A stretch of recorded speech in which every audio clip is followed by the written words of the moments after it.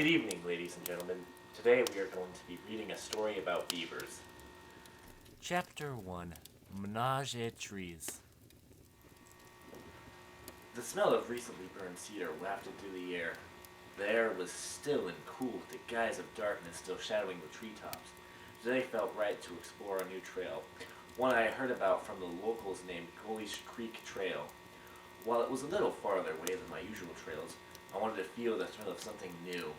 Little did I know how thrilling the journey would truly be. As I threw the dry bag into the backseat of my beat-down four-door Honda, I became enamored by the skyline. Hues ranged from deep fuchsia to a rich Georgia peach painted the sky in large swaths. You could tell the season was beginning to change, as today required a thin thermal paired with my casual hiking pants. After traveling the unpaved road into the reserve, the wildlife erupted from their nightly slumber. Chickadees and thrushes began to call one another, signaling the discovery of seeds or to entice a mate. The car slowly turned over the gravel road and into an unfinished lot. I was the first one there. A plaque stood made of stainless steel with the embossment Gully's Creek at the end of the lot near the head of the trail. The light just began to creep itself into the view, illuminating the natural wood staircase that pushed me further towards the rapids. At this point, my bearings had become established for the day, and I was beginning to encompass my surroundings. I continued up until a clearing that from afar looked to be nothing. As I peered into the emptiness over the timber handrails, I swung over to get a better look at the glade. As I began to cross the thicket of the downtrodden ash trees, I remarked to myself about the vast beauty that lay no farther than a few feet away. While I grew up on the East Coast, the Pacific Northwest was the only true home I felt I really had. The move sparked a passion that I could only ever have when I was very young. Exploration allowed me to be free of mind and spirit. It was an outlet for the daily monotony. I wouldn't find the creek for another hour. I found it by tracing one of the drainages back to the source. Slaked black basalt created crevices of solid earth above the fast-flowing stream. Coniferous trees lined the smooth stones, and some had even been engulfed by the rapids after the heavy rains earlier in the week. The scene was picturesque and smelled of jack pines. Before coming to the creek, I researched how it got its name. Rumor has it that in the early 1830s, Sir Francis Gully, a major developer from the local township, built his first house along these very rapids. It is said that he used the flow of the water from everything from powering a water wheel to establishing a small logging business. I was in a place of historic importance, and was grateful for the opportunities that I could have. As I began to climb further upstream to view the remains of the historic site, I slipped on a large rock. The lack of traction sent me tumbling downwards, and I began to lose my consciousness. When I returned, I was in a foreign environment, cabin-like in its structure with sprawling walls made of silt and twigs. The blood rushed from my face as I noticed the homeowner essentially massaging my chest, wrapping his appendage around my thick chest hair. I felt crazy. Could I really be in the home of a beaver? When he saw my eyes flitter with astonishment, he squeaked as if to let another know. As I tried to stumble to my feet, he firmly put his hand down my chest, pinning me to the makeshift bed frame. He began to explain. Him and his partner were looking for a new area to domesticate when they found me unconscious in the eddy of a stream. I looked worse for wear, and they didn't know if they could resuscitate me, yet they promised each other to try. Dragging me behind, they swam back to their abode and attempted to warm me under their thick fur. Before he could finish his story, I blurted out asking for ways to repay him. While he seemed content with saving someone, there was an aura that he was nervous to ask something. I pressed. He seemed nervous and scoffed it off as something stupid. Anything, I continued. With shame in his eyes, he admitted that he always wondered what it would be like to be with a human. I was clearly taken back by the assertion. Did he want me to make love to him? I blatantly asked, as I'm not one to be unassertive. His response was a definite yes. He tried to ease the vibe by asking if I wanted something to drink and laughing it off, but I was secretly enthralled by the idea. Logistics aside, I owed this animal in my life. Why not thank him in the deepest way I know? Coming back with some fresh water from the stream, he told me his name was Esteban, and I replied with mine, Dick Cheney. He told me that he loved that name, so exotic and sweet. I felt the connection between me and Esteban grow. As the lights began to dim in the night sky, he asserted that I should probably follow the trail back as to not get trapped in the woods at night. I had no intentions of leaving. Without hesitation, I told him that I considered and would accept his proposition. Stunned by what he had heard, he kept pressing on for more. As the scent of his musk filled the stagnant air, we had agreed on repayment. This included a passion-filled night with him, a friend, and myself. The tension grew as the minutes dragged on. We tried to act as if everything was normal. That wasn't until Hugo arrived. Hugo was a specimen to be gawked at.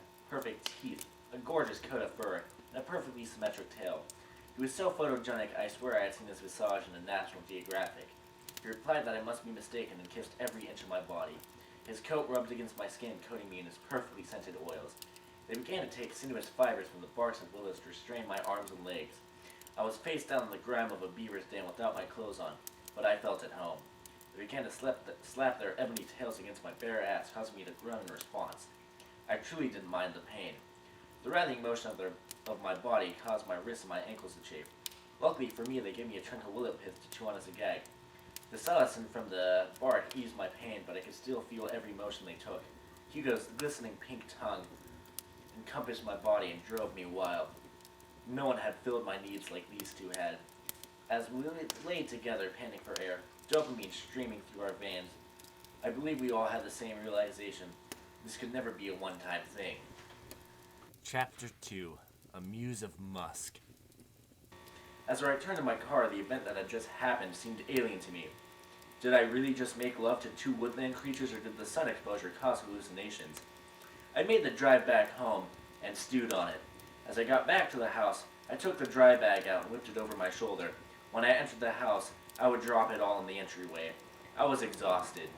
While I was sleeping, all I could picture was glistening wet pelts sliding across my skin, or the incessant nibbling at my extremities. I couldn't sleep. These thoughts were berating my mind. I entered work the next day extremely tired. Maybe 2 or 3 hours of sleep. One thing was certain. I had no motivation to visit Goldie's Creek for the foreseeable future. My coworkers visited me later in the day to ask how the trip went. I told them that it was okay, and that I had tripped on the smooth stones. Unimpressed with my reply, they exclaimed that I should go again, as the fall probably ruined the experience for me. I chuckled and told them I might give it another go, despite vowing to never go back. Over the next few weeks, I couldn't forget my experience, a haze of excitement and mystery. Would I really go despite my prior promise? I wasn't sure of what would become of me. I was set to explore a trail tomorrow morning and went to bed early. Like usual, audio, visual, and olfactory cues were penetrating my subconscious, this time as strong as ever. As I arrived in my bed that morning, the alarm went off. Time to go exploring. As I prepared everything to head off once again, I stared into the sky. I would head back to Goldie's Creek. My heart began to pound as I pulled into the reserve. Flashbacks of immense glee warmed my body. I set the car in park, now with a pep in my step as I galloped down the trail headed toward the rapids that Francis Goldie once inhabited. The excitement came over me so much that I soon realized I needed to pace myself. Not even halfway there, I was struggling for air. Taking a minute to regain my breath, I heard the faint sound of running water. The new contractions of my body were enough to make me buckle over in pain. I briskly made my way to the falls, unable to see my furry companions. Was I sure that this wasn't just my imagination? I decided that the only possible way they could get me into their boats was if they dragged me downstream. I was much too heavy to be pulled up the rocks. Wading through the thigh-deep water slowed my previous pace, but I was determined to know if my recollection was real. As I followed the end of the bow in the stream, I saw a stack of timber large enough to accommodate me. At this point, I was driven by an animalistic drive. I didn't notice the freshly chewed conifers, fallen timber, or pile of wood shavings surrounding the base of the stumps. Trudging through the increasing flow rate, I was blasted by a familiar stench of musk. This triggered an innate image in my mind of a wooden bed frame. I had found them. Esteban and Hugo were real. As I closed the distance even further, I began to hear chirps emanate from the lumber. Calling out their names, the chatter had silenced. After waiting for what seemed like hours, I saw 2 distinct figures exit the home. The shadow of 2 large spots bolted towards me, submerged in the water. As they surfaced, their eyes were glistening in amazement. "We didn't think you would ever return, Dick Cheney," I laughingly replied. "Me neither." They seemed visibly ecstatic at my presence, and I asked to come in. As we swam into the house, the water slicked my hair back and cooled my blood-rushed face. I explained to them how I wasn't sure if what had happened that day was reality and had plagued my head since. They understood how a relationship could seem far-fetched or unimaginable and were understanding. "It happened," Hugo murmured over Esteban's soothing voice. Esteban glanced back as if to scold Hugo for his interruption and lack of compassion. I told him it was alright and that I had felt bad that I even needed to come here to determine if our loving had occurred. I told him that I wanted to again experience the thrill of weeks ago. Stunned, they looked at each other briefly to see what one another would say. Hugo said, "I'm always up for a little fun. It's up to Esteban." Esteban shook his head quickly. It was on. Chapter 3. Pleasure and Pine. A flash of light sparked from my Zipto lighter as Esteban quickly lit 2 pine-scented candles near the bedside. My heart began to pound, endorphins pulsing through my veins, causing a sense of euphoria and analgesic release. The burnt amber light from the candles highlighted the curves of their bodies. Esteban slowly removed my clothes and began to massage my chest and extremities, getting closer and closer to my pelvis with each pass of his soft hands. My intense focus on the touch between me and Esteban allowed Hugo to slip out of the room. As his dark figure entered the doorway, I saw items in his hand and distinct clinking of metal. Esteban looked deep into my eyes as Hugo strapped me into the bedposts. The leather straps choked my wrists and ankles. I was completely at their whim. I was strung out on the bed, spread eagle with no room to wiggle or writhe. A ball gag quickly entered my mouth. I couldn't disagree. Hugo had brought young dogwood saplings with the restraints. My eyes grew ever larger as I saw both of them extend for the twigs. The red branches struck my back with vigor, leaving welts along their edges. I was slowly becoming dependent on the high I received when I was with their company, and a feeling only complemented by the pain. In a brief intermission between the constant whipping, Esteban briefly leaned down and seductively whispered in my ear if I could take it. With tears rolling down my face, I shook my head yes. The supple branches crashed against my skin once more, the force of the strikes taking the waxy coating off the stems. Once I was thoroughly bruised and the 2 men's heavy breaths began to be harmonized with my moans as they forcefully removed the straps. I wasn't yet free. I tried to give him a struggle and Hugo quickly put his muscular webbed hand around my neck, slowly forcing the air from my lungs until my vision became fuzzy.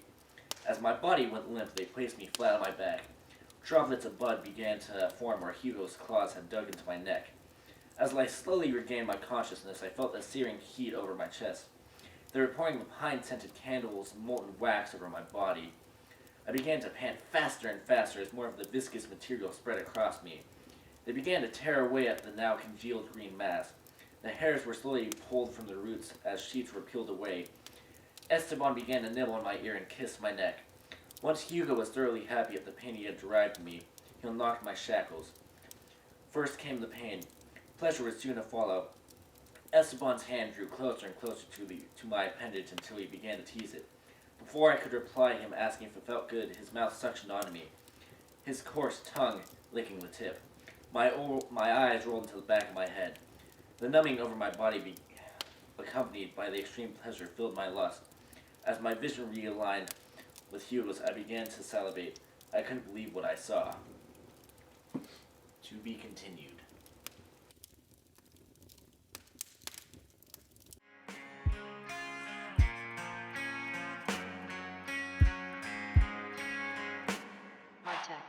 Ménage a tree. I fucked that up. How do you say that again? Ménage trees. Ménage trees, so there's no just a ménage trees. I was the first one there. A plague stood made of stainless steel. Oh, plaque, not plague. Plague.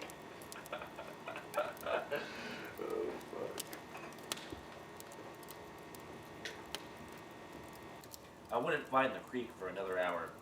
I found it by tracing one of the drainages back to the source. Slick, black basalt crevices of solid earth above the fast-flowing stream. Coniferous trees lined the smooth stones, and some had even been engulfed by the rapids after the heavy rains early in the week. The scene was picturesque. God fucking damn it, dude! Why the fuck can't I say that?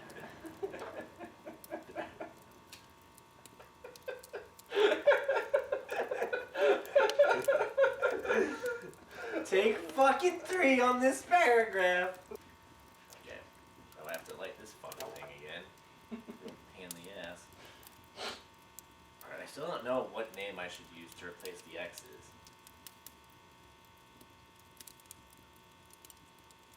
Dick Cheney.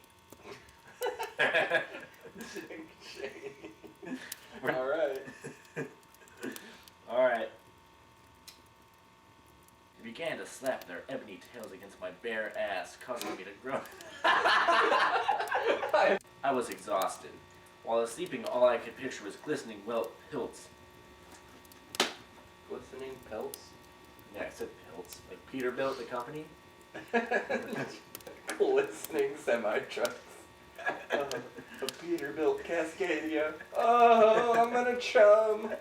I don't know if I want to do a Max and Beaver voice, because it's going to be really hard to do. Like, I don't think I can say, "We didn't think you would ever return, Dick Cheney." That just sounds fucking... "Return, Dick Cheney." I laughingly replied, "Me neither." These...